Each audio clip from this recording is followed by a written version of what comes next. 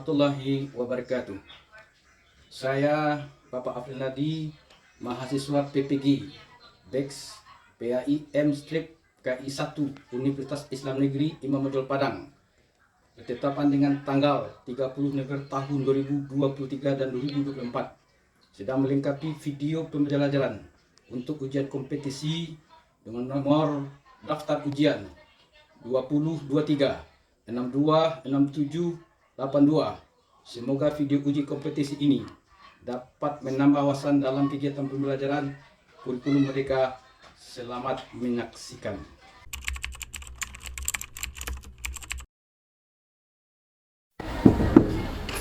Assalamualaikum. Waalaikumsalam warahmatullahi wabarakatuh.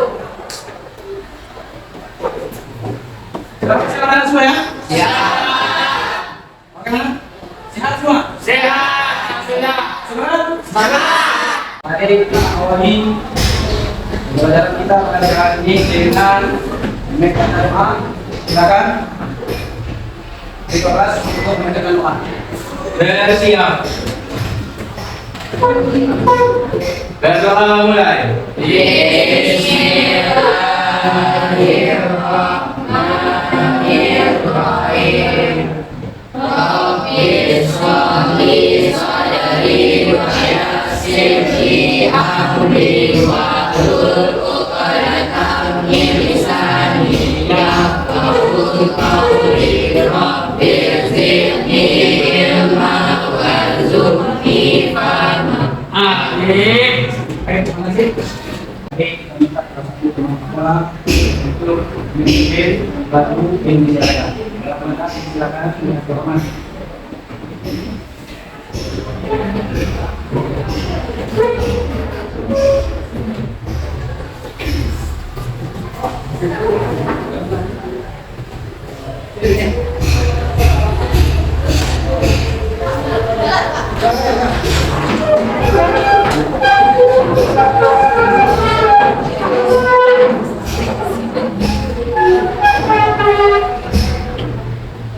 Indonesia tanah airku, tanah tumpah darahku.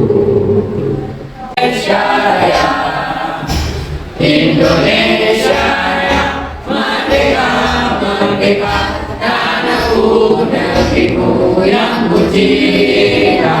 Indonesia Raya, merdeka, merdeka, hiduplah Indonesia Raya. Sebelum masih pembelajaran akan kita mulai, dari dahulu mengatakan absen setelah pada siang hari ini. Amelia, Amelia, Andika, Amelia. Oke.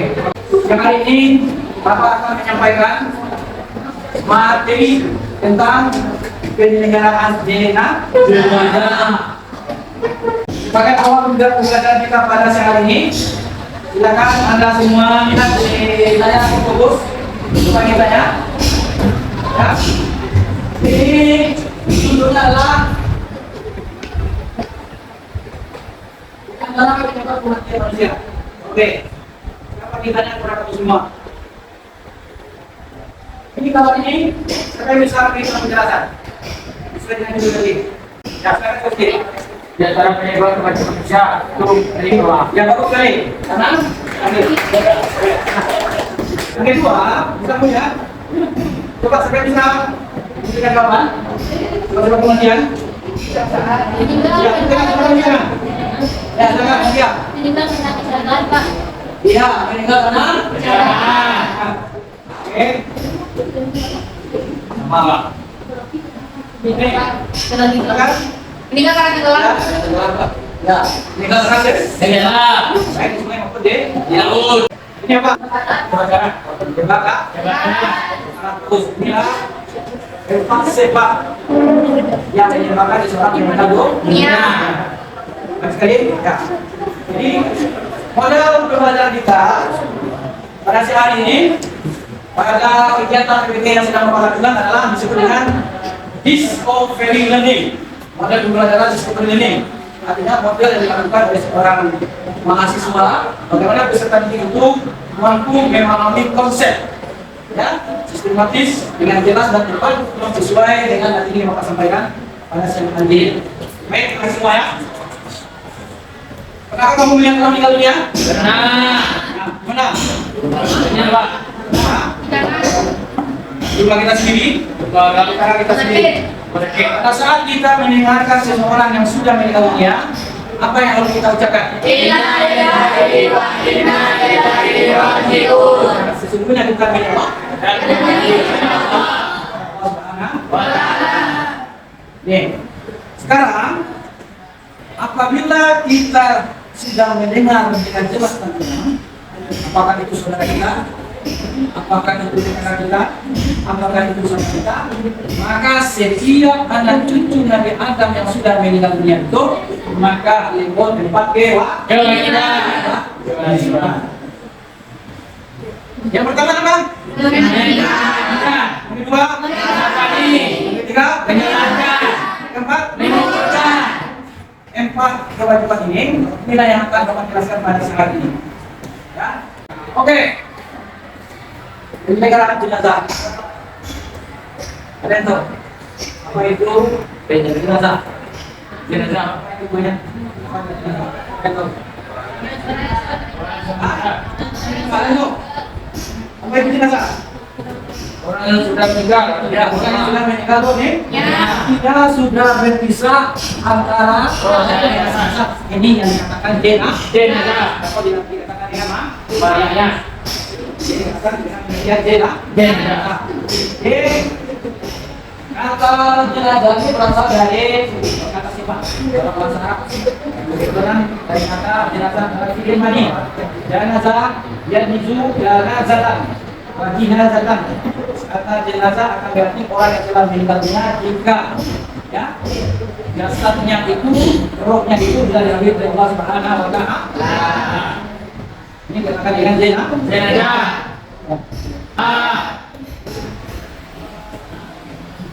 Sesuatu yang kita lakukan yang berkaitan dengan penyelenggaraan jenazah harus ada ilmu. Harus ada Ilmu. Istilahnya adalah Dalil.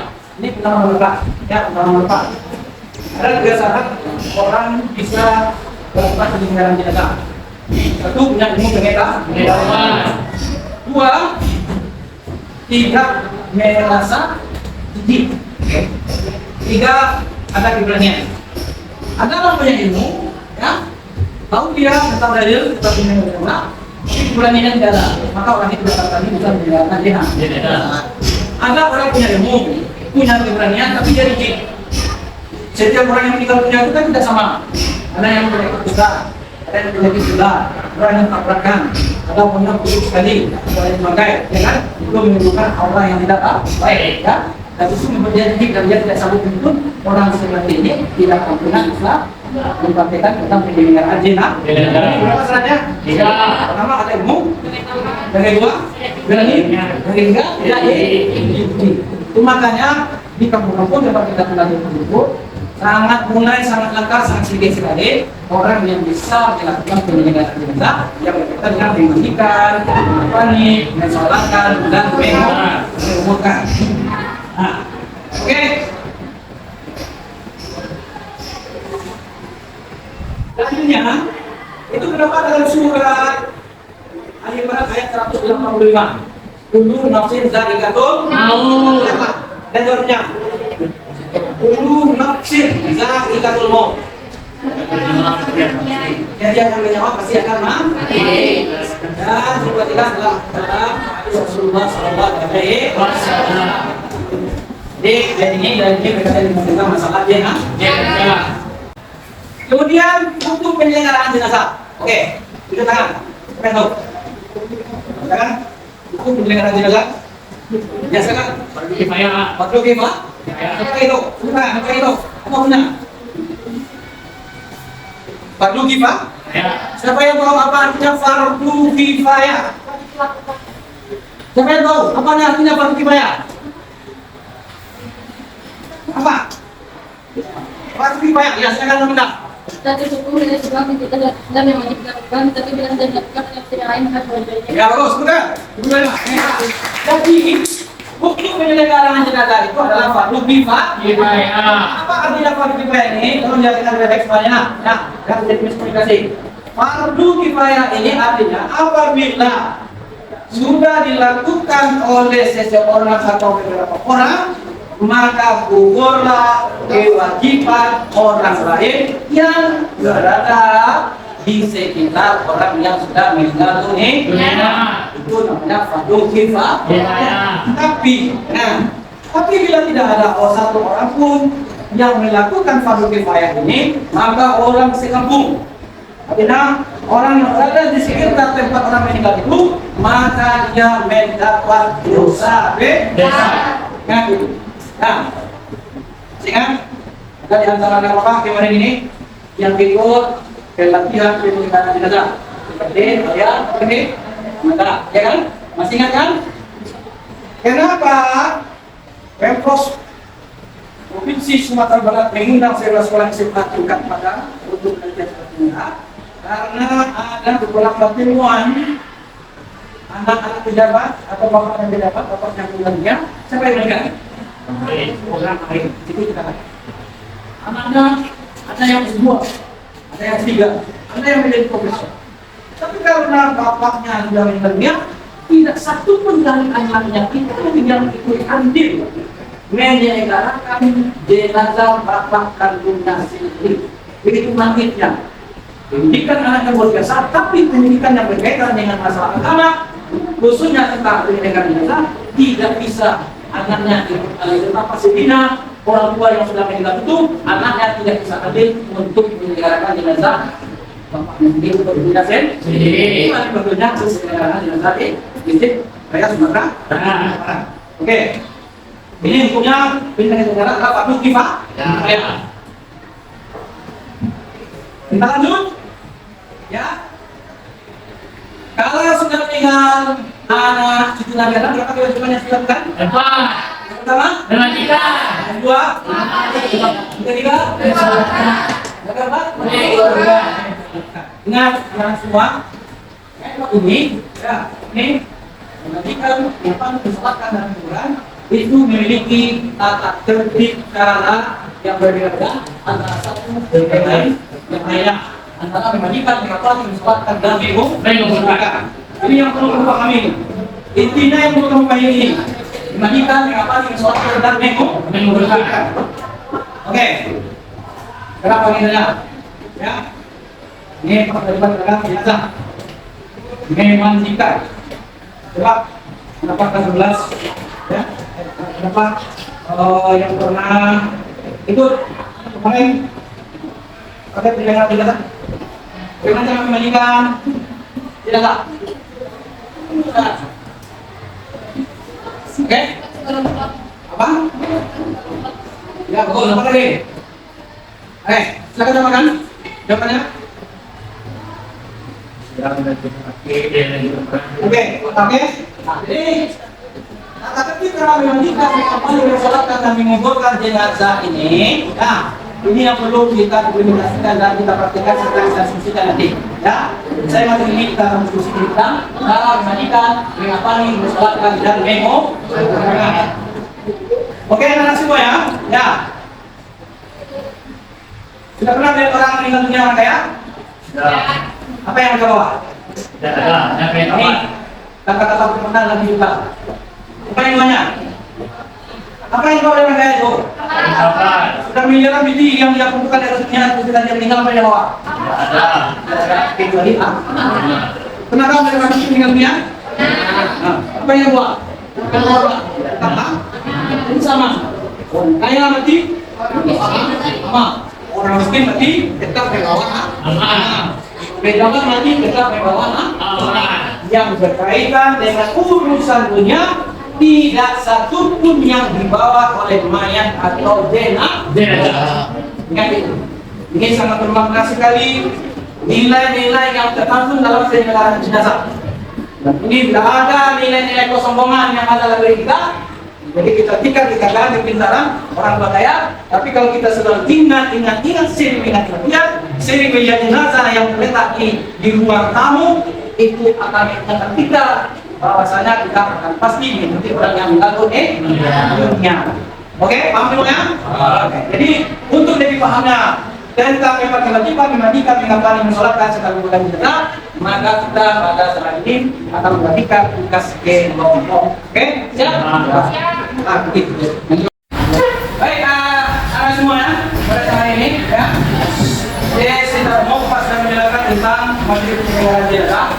Untuk lebih pahamnya masing-masing kelompok, Bapak akan berikan tugas masing-masing kelompok karena pada saat ini ada 4 kelompok. Kelompok 1, kelompok 2, kelompok 3, dan kelompok 4. Kelompok 1 itu membahas tentang masalah tata cara mengamankan jenazah. Kelompok 2 tata cara mengamankan jenazah. Kelompok 3 tentang mengamankan jenazah, dan kelompok 4 tentang cara mengamankan jenazah. Oke, sini. Oke, anak-anak semua ya. Oke. Sudah memasakkan KPD, kerja bisa dicek, silakan. Bapak kasih waktu sekitar 5 menit sampai 10 menit untuk mengerjakan tugas kelompok. Oke, silakan masuk, silakan. Oke, silakan masuk. Oke. Masuk di belakang. Silakan. Ya. Ya, silakan. Silakan.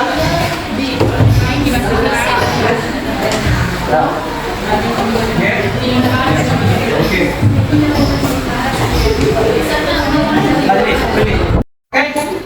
Apakah hasil presentasi tentang tugas kelompok masing-masing 1, 2, 3, 4 selesai semuanya?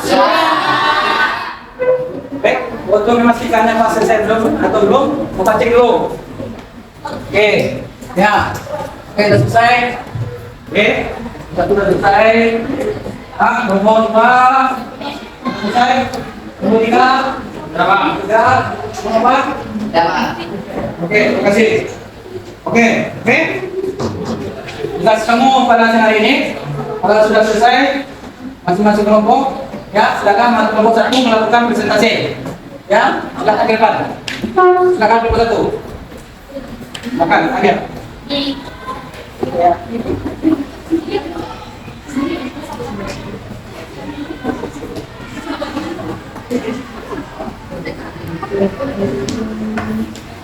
Assalamualaikum warahmatullahi wabarakatuh. Waalaikumsalam warahmatullahi wabarakatuh. Saya perwakilan dari kelompok 1 akan menjelaskan tentang tata cara memandikan jenazah. Yang pertama, itu tertutup agar dia melihat agar ia menyapa yang memandikan jenazah. Yang kedua, mayat diletakkan di tempat yang tinggi seperti itu kan. Yang ketiga, dipakaikan kain dasaran seperti sabun agar auratnya tidak terbuka. Yang keempat, mayat didudukkan atau disandarkan pada sesuatu, lalu disapu badannya sambil ditekan pelan-pelan agar semua kotorannya keluar. Setelah itu dibersihkan dengan tangan kiri dan memandikannya dengan menggunakan sarung tangan. Yang kelima, setelah itu hendaklah mengganti sarung tangan untuk membersihkan kuku dan gigi. Yang keenam, membersihkan semua kotoran dan najis. Yang ketujuh, mengurutkannya. Setelah itu memasuk seluruh badannya. Yang kedelapan, disunahkan membasuh 3 kali sampai 5 kali. Assalamualaikum warahmatullahi wabarakatuh. Waalaikumsalam warahmatullahi wabarakatuh. Silakan. Kelompok 2, 3, 4 untuk mereka pertanyaan. Kelompok 1 sampai 5 temannya untuk menjawab. Silakan. Ya, silakan berdua. Benar. Ya. Dari sebelah mana kita harus memandikan jenazah? Dari mana ditanya? Oke, saya akan menjawab. Dari sebelah mana memandikan jenazah itu dimulai dari sebelah kanan.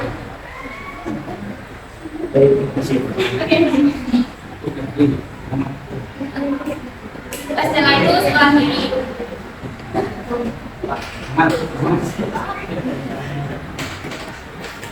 Oke, ada pertanyaan? Ya, silakan. Saya dari kelompok 4 ingin bertanya, pada saat memandikan jenazah, apa saja yang tak boleh dilewatkan?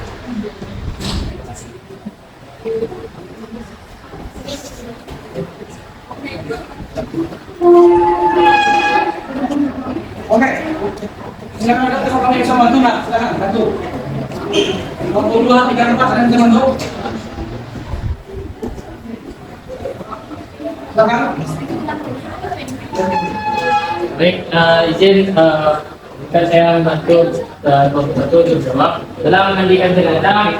Tentu semua hal tidak boleh dilakukan. Salah satu contohnya adalah membersihkan mohon maaf kemaluan yang ada. Sebenarnya bagian di dalam ini tidak boleh dilakukan.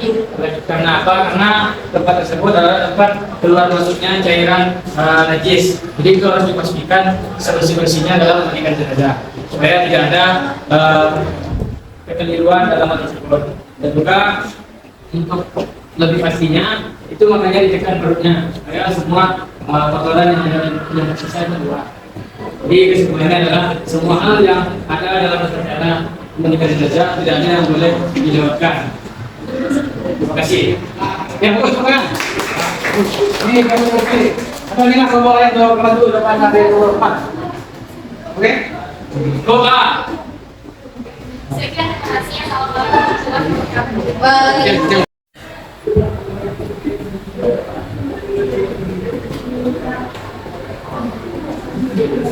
Assalamualaikum warahmatullahi wabarakatuh. Waalaikumsalam warahmatullahi wabarakatuh. Saya dari kelompok 2. Saya perwakilan dari kelompok 2 ingin menyampaikan tata cara mengkafani jenazah. Yang pertama, bentangkan kain kafan sehelai dan dihelai. Yang paling bawah lebih besar, lebih lebar dan luas sampai setiap lapisan dibanding kapur bagus. Yang kedua, angkat jenazah dalam keadaan utuh dengan kaki dan letakkan dari kaki yang panjang. Lalu kita beri minum. Yang ketiga, tutuplah lubang hidung, telinga, mulut, kuku, dan mulut yang mungkin masih mengeluarkan kotoran dengan napas. Yang keempat, seluluskan kain kafan sebelah kanan yang paling atas, kemudian ujung lebar sebelah kiri. Selanjutnya, lakukan seperti tersebut selebar dan dilebar dengan cara yang tepat. Kelima, ikatlah dengan tali yang sudah disiapkan sebelumnya di bawah kain kafan 3 atau 5 ikatan. Yang keenam, jika kain kafan tidak cukup menutupi seluruh badan jenazah, tutuplah bagian kepalanya dan bagian kakinya boleh dibuka, tapi tutup dengan daun kain, rumput atau kertas. Jika tidak ada kain kafan, kecuali sekadar menutup aurat, tutuplah dengan apa saja yang sudah. Untuk kelompok yang lain, adakah yang mau menanya? Silakan kelompok 1 hingga 4. Ya Pak. Jadi Silakan ya, saya oke dari kelompok 4. Berapa besarkah kain kafan yang digunakan untuk mengkafani jenazah? Ya, silakan kelompok 2. Jawabannya, kalau untuk jenazah laki-laki bisa 3 helai. Kalau untuk jenazah perempuan minimal 5.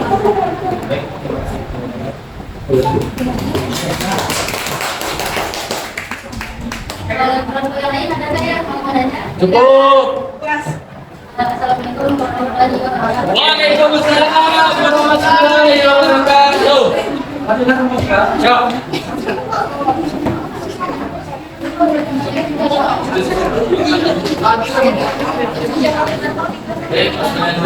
Assalamualaikum warahmatullahi wabarakatuh. Selamat pagi menjelang siang teman-teman semuanya. Baik, perkenalkan saya Rizky Sikuta, perwakilan dari kelompok 3. Ini mempresentasikan hasil dari diskusi kelompok kami, yaitu mengenai tentang hukum dan tata cara dalam mensolatkan jenazah. Adapun hukum dalam cara mensolatkan jenazah, hukum dalam mensolatkan jenazah adalah hukumnya fardu kifayah. Fardu kifayah yang maksud adalah hukumnya wajib bagi umat Islam, dan apabila sudah dilaksanakan oleh umat Islam lainnya, maka hukumnya bergugur bagi umat Islam yang tidak melaksanakan. Dan sholat jenazah terdiri dari 4 takbir dan tanpa sujud dan tanpa rukuk. Adapun tata caranya yang pertama tentu dengan niat. Adapun niatnya itu sholli ala hadzal mayyit arba'a takbiratil fardhu kifayati. Kalau kita menjadi imam lillahi ta'ala, kalau kita menjadi makmum lillahi ta'ala. Terus yang kedua dilanjutkan dengan takbir, terdiri dari 4 takbir. Yang pertama itu membaca surat Al-Fatihah. Yang kedua, takbir kedua itu membaca shalawat Nabi. Dan setelah itu dilanjut dengan takbir ketiga, membaca doa untuk si mayat. Dan takbir keempat membaca doa untuk keluarga yang ditinggalkan. dan setelah itu baru diakhiri dengan salam dan ditutup lagi dengan doa untuk mayat dan doa untuk keluarga yang ditinggalkan. Baiklah, dari hasil diskusi kami, apakah teman-teman di sini ada yang ingin bertanya? Baik, silakan dulu kelompok 2. Jadi kelompok akan bertanya, bagaimana Imam harus berdiri jika menyerahkan jenazah?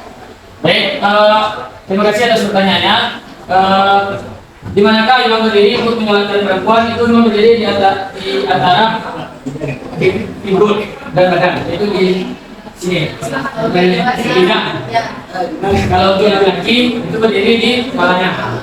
Jelas? Baik, terima kasih atas pertanyaannya. Apakah ada lagi teman-teman?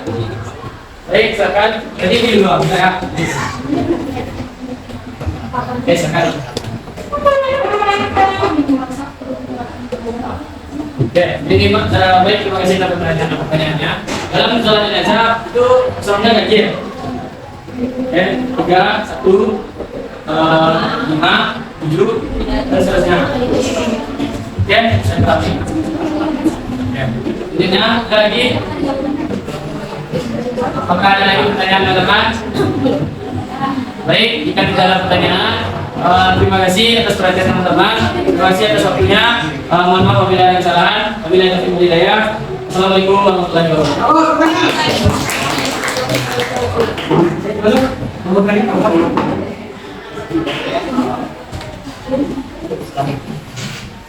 Assalamualaikum warahmatullahi wabarakatuh. Waalaikumsalam warahmatullahi wabarakatuh. Perkenalkan, saya Muhammad Hidayah, perwakilan dari Kemenkumham. Saya akan mendiskusikan hasil kerja sama kami tentang tata cara penguburan jenazah. Pertama, kita jenazah yang akan dari keranda, kemudian dimasukkan dalam kubur secara bertahap. Ketika akan memasukkan ke dalam kubur, baca doa Bismillahirrahmanirrahim ala Rasulillah. Kemudian jenazah dimasukkan ke dalam kubur, dimulai kepala terlebih dahulu. Kemudian baru dari kaki, dan jika tidak memungkinkan, dapat masukkan melalui alat akikah. Di dalam jemaat, jenazah diletakkan dalam posisi miring di atas sampul kanannya di bawah dan menghadap ke kita. Pipi dan kaki jenazah ditempelkan ke kanan dan pengkapannya dibuka saat tali kembali dibuka. Setelah itu, tutuplah jenazah dengan papan dengan bentuk posisi yang sedikit miring. Kemudian timbulah jenazah dengan tanah dan telinga untuk menipunya dengan pelan-pelan sebagai penghormatan kepada jenazah. Dan diakhiri dengan doa yang berisi ampunan, rahmat, keselamatan dan keteguhan bagi jenazah dan orang yang ditinggalkan. Kemudian juga ada perundingan untuk tidak membangun bangunan di atas kuburan seperti semen, marmer, dan batu kualang dan lain-lainnya. Sekian hasil diskusi kelompok kami. Apakah ada yang ingin bertanya? Ya, silakan Sugesti. Baik, saya ingin bertanya untuk tata cara dalam penguburan itu biasanya kita tuh ada namanya yang lubang lahan dan lubang tengah. Itu bagaimana cara yang baik untuk memilih hal tersebut? Apakah manakah yang sama antara lubang yang lahan dan atau lubang tengah? Mana yang baik? Baik, terima kasih. Saya akan menjawabnya. Jika pemilihan lubang yang lahan dianjurkan oleh Rasulullah untuk jenazah menggunakan lubang yang lahan. Tapi jika tanah kuburan itu tidak memungkinkan, maka kita tidak menggunakan yang lahan. Terima kasih. Apakah ada teman-teman yang ingin bertanya? Cukup. Cukup. Baik, sekian diskusi bersama kami. Apakah ada yang salah? Saya mohon maaf. Wabillahi taufiq wal hidayah. Assalamualaikum warahmatullahi wabarakatuh. Waalaikumsalam warahmatullahi wabarakatuh. Oke, terima kasih semua ya.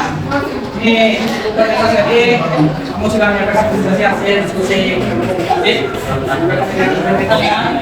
Memandikan, mengapani, mensolatkan dan Menguburkan. Baik, anak-anak semuanya, sebagai refleksi materi penyelenggaraan jenazah kita pada hari ini, Bapak Presiden ya,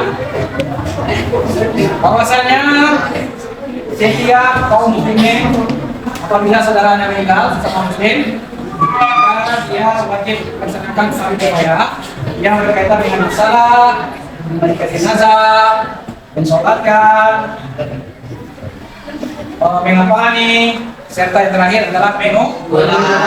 Nah, ini adalah hukumnya adalah fardu kifayah. Artinya apabila fardu ini sudah dilaksanakan oleh seorang atau beberapa, maka beban daripada yang lain. Jadi materi yang sudah ini Bapak sampaikan, ya, yang perlu kami ingat semuanya. Oke, ingat semuanya oke? Ada lagi sudah selesai? Oke? Yang perlu kami ingat ya perhatikan semuanya ada apa? Oke. Yang perlu kami ingat tujuan dari materi pembelajaran kita dengan metode disiplin ini Bapak sangat mengharapkan sekali apabila kamu sudah bisa memahami konsep ini dengan baik dan cepat, Bapak sangat mengharapkan sekali ya kamu bisa mengaplikasikan, menginvestasikan ya ilmu ini dengan baik dan benar apabila ada di antara kita yang meninggal khususnya orang berpegang, adik-adik atau kakak atau kalian kenal-kenal. Setuju? Bapak tidak ada lagi meninggal. Baik di kampung atau di tempat lain, kalau ada orang tua yang meninggal, jangan lagi dicari ustaz di masjid atau musola. Bapak akan mengharapkan ilmu ini mampu kamu terapkan di kehidupan kamu nanti. Ya, ini sangat perlu sekali. Ini sangat berguna sekali. Betapa bahagianya orang tua kamu akan dikumpulkan di dalam kubur. Dia sangat bahagia sekali, dia sangat hebat sekali karena dari awal sampai akhir memang nikah sampai mengumpulkan itu cukup besar agar anak bangsa sendiri karena itu termasuk salah satu kewajiban seorang anak berbakti kepada orang tua. Allah bukan anak tak perlu indah kamu wakil ini. Oke, kamu ya. Nah, jadi materi kita pada saat ini dapatlah kita simpulkan. Materi penyelenggaraan jenazah kita pada saat ini secara tunjuk tangan siapa yang bisa? Kita kan Gusti. Baik Pak, terima kasih. Adapun kesimpulan kita dalam pembelajaran hari ini, yang pertama kita menyadari bahwasanya setiap manusia yang berada di jamaah pasti akan kembali kepada Allah dan pasti akan menghadapi yang namanya kematian dan sakaratul maut. Dan oleh karena itu, kita sebagai umat Muslim wajib hendaknya melakukan yang namanya penyelenggaraan jenazah yang hukumnya adalah fardu kifayah. Jadi bagi setiap umat Muslim yang ada di sekitaran tempat meninggal tersebut. Dan yang ketiga adalah kita sebagai umat Muslim dan manusia juga harus mendekatkan diri kepada Allah agar dimudahkan dalam menghadapi sakaratul maut, menghadapi kematian dan semoga diampuni segala dosa-dosanya. Dan yang keempat, kita sebagai manusia harus menjauhkan diri dari sifat tercela dan dalam kehidupan kita sehari-hari. Dan agar apa? Agar kita sama manusia juga bisa menjalani silaturahmi dan sama manusia juga bisa menyelenggarakan saudara kita yang telah meninggal. Mungkin itu saja kesimpulan dari saya. Terima kasih. Mohon maaf dari kesalahan.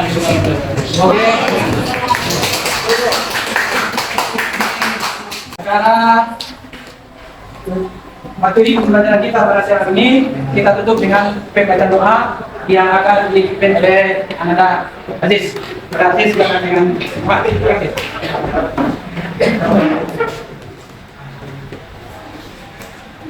Bersiap.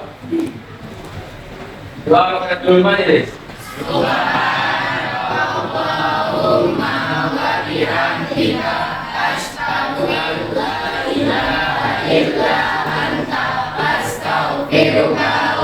atubu ilaik.